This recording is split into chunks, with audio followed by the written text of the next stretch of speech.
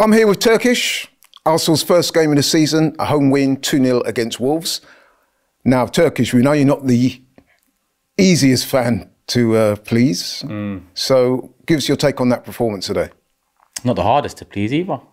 You know, just challenge, compete, give us some hope and belief and sign players and, you know, continue that ball rolling because we're a massive club. But that aside, first game of the season, 3 points is all that really matters. I would have liked to set a better tone, but when you keep a clean sheet the way we did, and to be honest, we pretty much nullified a decent Wolves side, I think a 2-0 result, pretty much just off perfect.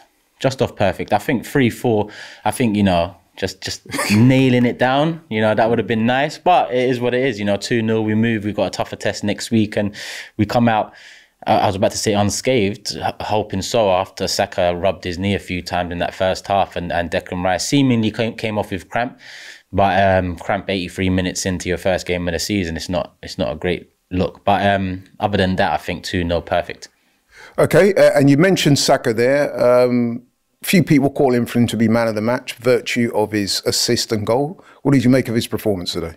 Yeah, he was man of the match. He was man of the match. I think Havertz had the first half. I think he edged the first half. But I think overall, when you look at the game, the importance of that second goal, because we kind of started the second half quite dry, quite stale.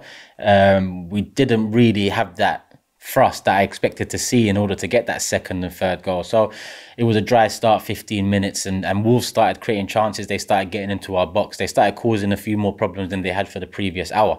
So Saka's goal came at right timing, and it was a great goal. How often have we seen Saka in the past 18, 24 months cut in on that left and bury it bottom corner? You know, we even saw it for England in the Euros as well. That was his only goal of the tournament, and it's become somewhat of a staple for him. But this time round, he went near post. And I love that because, listen, Saka's a very young bowler. He's a very efficient bowler in terms of productivity in front of goal. We've seen year on year now, 3 years in, he's improving goals and assists and so on, GA throughout the season. How do you improve? How do you elevate? Give the goalkeepers and defenders something more to think about. And, you know, they've probably become accustomed to seeing Saka bury it bottom corner, top corner. And even if you see Sarr, as Saka's lining up to shoot, Sarr's first step is towards that side of the goal, hence why he was caught off guard by the near post. So that was great to see as well. So overall, Saka definitely man of the match. Perfect way to start the season. 1 goal, 1 assist. I was very worried when he took that shot and, you know, went down, because those moments, no impact, what's going on. And, you know, he was very, how can I say it, light on that leg for a few minutes after. But he pretty much, didn't complete the game, but 80th minute, I think he got taken off in. And yeah, man of the match, 100%. Yeah, I would agree with that. He did look good. And of course, he topped the scoring charts and assists last season, so he's got off to a very good start. Anyone else today that particularly impressed you? Like I said, Havertz first half, I think, early on, first 20 minutes or so, got into 2 good positions, received the ball in 2 good positions, but I think should have done better in both positions.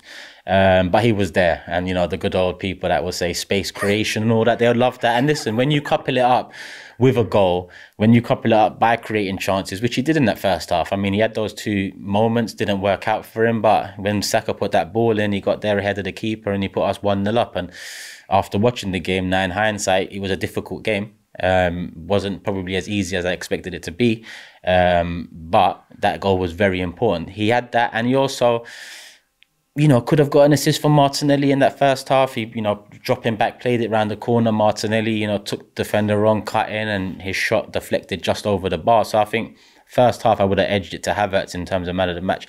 Overall, I think Partey lacks a bit of sharpness. Gave the ball away a few times in midfield. Rice. Yeah, Rice wasn't the Rice we saw start last season. Is that because of the Euros? We saw him with cramp after 80 minutes as well. And Odegaard was good, but I don't know. I think he was on the ball as much as we used to seeing him on the ball, but I just didn't feel like he was on the ball as much as we'd like him to be. So I think midfield, we're waiting for that acquisition, you know, Marino to come in and join that free. And defensively, I mean, Saliba, there was one moment at 1-0, he gave the ball away. Very, you know, very lazy pass out wide that Wolves could have capitalised on that. I think that was 60, 65 minutes in just before Saka scored. So less of that Saliba, but overall Timber coming on, you know, even he showed a bit of a bit of what we come to know of Timber in the few minutes we've seen him, which is he's going to be deployed essentially as a defensive player across the back line, but he's also there to aid the attack. And yeah, all in all, I think no player was awful today.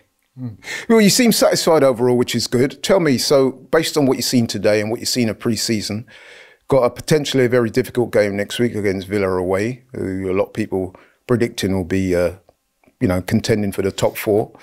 Based on what you've seen, are you happy going into next week? On the pitch, I'd say I'm happy as I can be, knowing that we haven't added to the attack, because I still feel there's problems there in terms of we win the ball back so well. We dominate massive periods of possession throughout the game, but I still feel like, how many great saves does Saar have to make, similar to Leon Leverkusen? I'd say the same thing. Last season, a few times in the games we dropped points in, you could say the same thing. So I'm happy as I can be with the personnel we have, but with the personnel we have, I think we're still lacking a little bit. And that's why I can only be happy to a certain extent. Aston Villa will be a far sterner test, a far greater test than this. Beat us home and away last season. We are away from home. Obviously, they play in 15 minutes against West Ham, so we'll see how they start the season, and that might set the tone as well. But I expect a tough game. I'm happy at the moment. I do expect Marino to come in between. But we've left it so late, I don't expect any changes to that midfield, which isn't a problem. We should still, in my opinion, win the game. I know Aston Villa, great record against us last season, but I think both games, in the first half of both games, we should have been 2 up.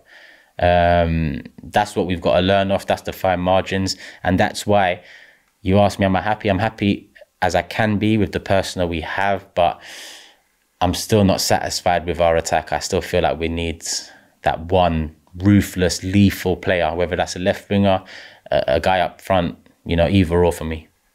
Okay, Turkish, thank you very much. Nice and positive to get the season off to a good start. Come on.